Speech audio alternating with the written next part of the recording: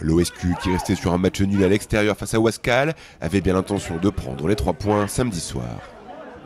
Face à la réserve d'Auxerre, les Saint-Quentinois vont être rapidement pris de court avec un pénalty en faveur de la GIA à la 18e minute pour une faute commise par Boucher sur Cissé, mais Alex Mendes, le portier saint-quentinois, va le stopper.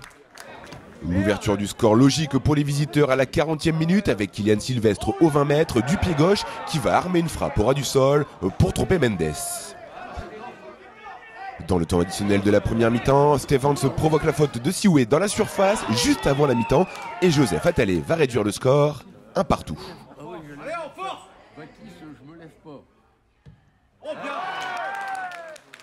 Un partout, ce sera également le score à la fin du match. 4e rencontre sans victoire pour l'OSQ. Un match nul, un peu frustrant. Un match nul un peu frustrant à domicile parce que franchement dans l'agressivité, l'envie, on était présent aujourd'hui. On prend un premier but à contre-court du jeu dans un temps fort. On revient juste avant la mi-temps, un but qui nous fait du bien. Après en deuxième mi-temps, je trouve qu'on a été joué dans leur camp, on a pressé haut et on a manqué de réussite, mais bon, on ne perd pas, on reste sur la continuité du match de la semaine dernière.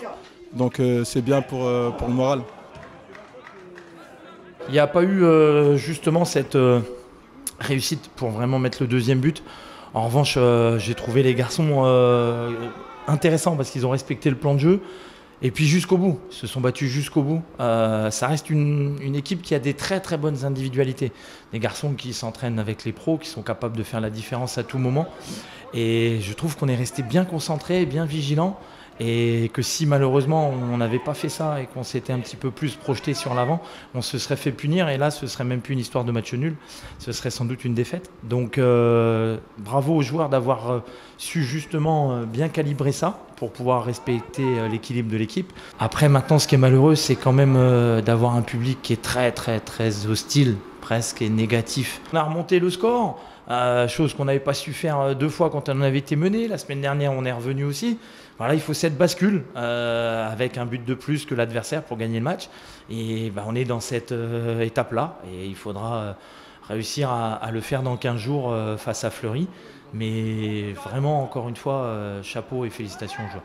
Le championnat de N2 va faire une pause ce week-end en raison du 8e tour de la Coupe de France. Prochain match pour l'OSQ, une réception, celle du FC Fleury 91, le 16 décembre prochain. Eh bien, bonjour à toutes et à tous, je devrais dire bonsoir, bienvenue au Palais des Sports Pierre Rade pour suivre la 9e journée du championnat de France de Ligue B qui va opposer dans quelques instants une toute nouvelle rencontre parce qu'on n'a pas eu, au moins en match officiel, l'occasion de les rencontrer. C'est le Reims Volley 51 qui vient défier le SQV ici sur le parquet de Pierre Rade. Après une défaite 3-0 la semaine dernière à Ajaccio, le SQV avait à cœur de se relancer à domicile samedi soir. Oh là là, quelle attaque! Quelle défense de ce libéro, Christian. Allez, toujours Filter. Allez, c'est très bien joué, c'est très bien rabattu. Mais il arrive quand même à faire la différence. Oliveira qui servait. Ah, c'est dommage, on n'en profite pas. Ça va être dur, on va la remettre de l'autre côté. C'est maintenant qu'il faut bien la travailler. Allez, Kevin. Le passeur. Et boum, voilà. Ça s'était bien préparé. Face à l'équipe de Reims, promue en Ligue B cette saison, les Saint-Quentinois ont été expéditifs. 3-7-0, de quoi faire, on a plein de confiance. Alors, pour la suite. Loin, là-bas la balle, on la repasse de l'autre côté. Le libéro. Et le public qui est debout. Ça doute du côté, malheureusement. Alors, qu'est-ce qu'il va faire? Il va prendre un petit risque quand même, non? Allez, on va le chercher là, sinon même pas. Ah, c'est tenu. Super renversement. Allez, c'est parfait. Oh là là là là là là. Kostugar, au service. Oh là là, quel travail de Sylvain. Quelle défense. Allez, la passe. Ah, il faut qu'on... Allez, oh là là là là là là. Voilà, c'était fait. Itano au service, qu'est-ce qu'il va faire? Il va prendre le risque.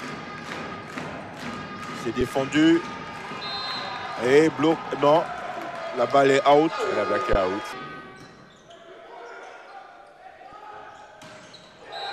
Oh là là là là là. On s'attendait à un match un peu plus disputé avec une brillante équipe de Reims. Mais malheureusement, Saint-Quentin a été très costaud. Avec un dernier bloc de Kevin Kaba. C'est terminé. C'est fait. Cette équipe saint-quentinoise réalise le plus gros coup de la saison. On a vraiment bien joué tactiquement. C'est vrai qu'on était peut-être un petit peu stressé au début. On avait à cœur de montrer ce qu'on était capable de faire. Mais après, dans l'ensemble, le match s'est très bien déroulé. Pour nous, on a bien respecté, on a bien défendu. Je pense dans tous les secteurs du jeu, on a dominé ce soir et ça, c'est très bien. On est invaincu à domicile depuis le début de la saison, donc il faut essayer d'être positif sur ça et il faut qu'on trouve des solutions maintenant pour aller chercher des matchs à l'extérieur. Moi, c'était un super match. Saint-Quentin, ils ont assuré au top. On est tous très contents. Voilà, une super équipe, des beaux joueurs, des belles passes, des beaux matchs. Non, c'est cool, c'était bien. Bonne victoire, 3-0, simple, efficace. Que demander de plus? Super. Franchement, ils ont été au top de top, génial. En 3-7 contre les troisièmes, rien à dire. Il faudrait que ce soit toujours comme ça. Très très beau. On pensait que Reims allait gagner, d'autant plus que mon petit-fils joue à Reims. Bon, il n'était pas dans cette équipe. Et je pensais que ça allait être très difficile pour Saint-Quentin. Très très bien. Je suis vraiment ravie d'avoir assisté à ce match. Une bonne équipe, une bonne ambiance. Voilà, c'est une bonne équipe, mieux que l'année dernière. Une rencontre pliée en 1h15 de jeu, de bon augure forcément avant le prochain match face à Nancy le week-end prochain. Le SQV s'est rassuré et se doit de continuer.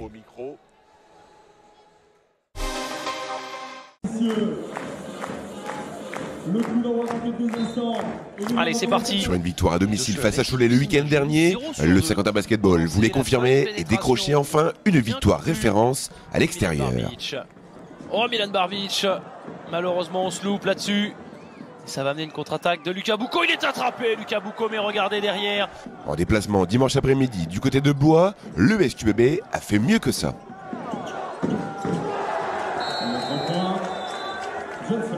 Fort d'un bon premier quart-temps, 9-24, les Phoenix ont ensuite surfé sur ce bon départ pour ne jamais lâcher à la main. On se régale, on fait le spectacle ici au jeu de paume.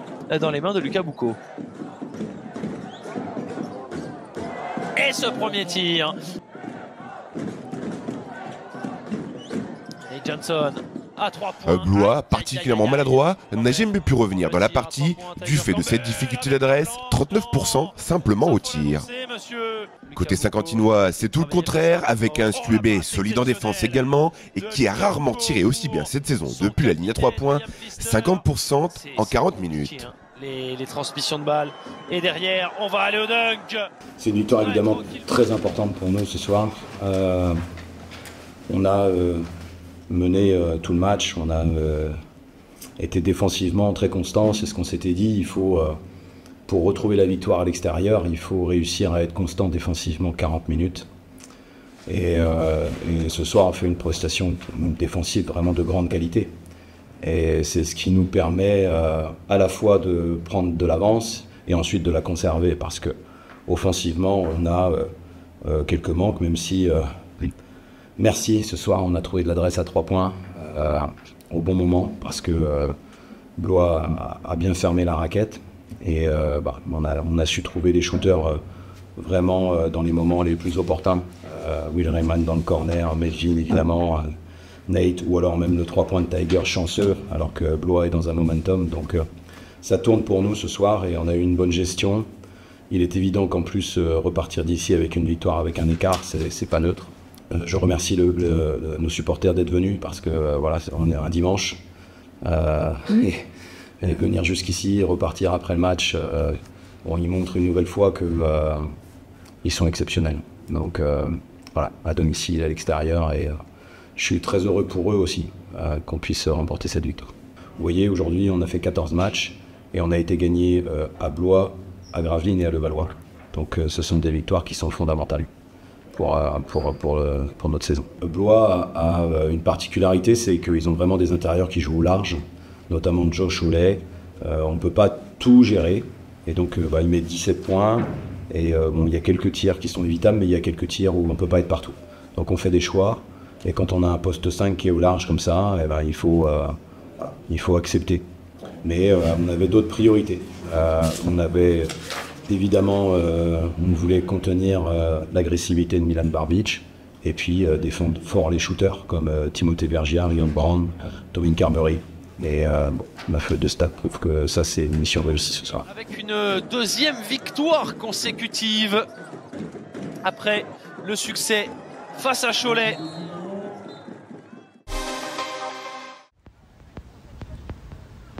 Dimanche après-midi, le RCSQ, qui restait sur une belle victoire à l'extérieur, recevait l'équipe de l'entente, l'UEP Lens. Devant leur public et sous une météo un peu compliquée, les Saint-Quentinois ont pourtant plutôt brillé. Avec 6 essais, 6 transformations et une pénalité, le RCSQ s'est imposé 45-19. Et donc là, on a gagné le match à la maison contre une belle équipe de Lens UEP. On fait une bonne entame de match. Et après, on s'éteint un petit peu et on se prend 2 essais dans cette première mi-temps. Même si on mène au score, on passe quand même 25 minutes dans nos 22 mètres et on subit beaucoup. Et quand on n'a pas le ballon, au rugby, c'est un petit peu compliqué de jouer correctement. Mais on arrive à marquer juste avant la mi-temps avec un bel essai, avec de la belle alternance, on arrive à transformer le jeu. Et en deuxième mi-temps, je fais quelques changements pour mettre un peu de fraîcheur devant parce que devant c'était quand même assez costaud en face. Et ce qui nous a permis de rester bien dans le match et surtout de dérouler notre jeu et du coup finir avec, j'ai pas le score final, mais on prend qu'un essai en deuxième mi-temps et on en met 3 ou 4 je crois. Donc voilà, plutôt satisfait de se dérouler le match.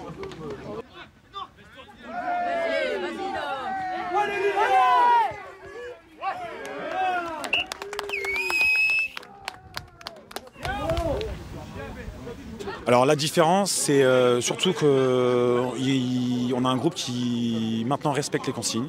On joue tous dans le même sens, c'est pas chacun fait son petit rugby et son petit truc dans son coin. Et du coup, on a un jeu qui commence à être plus propre, les mecs respectent ce qu'on a travaillé. Et là, on voit ce qu'on a travaillé la semaine, donc c'est ça qui les fait gagner, quoi, parce que si on restait comme avant, en faisant un peu n'importe quoi, ce match-là, on l'aurait perdu alors qu'on est quand même au-dessus.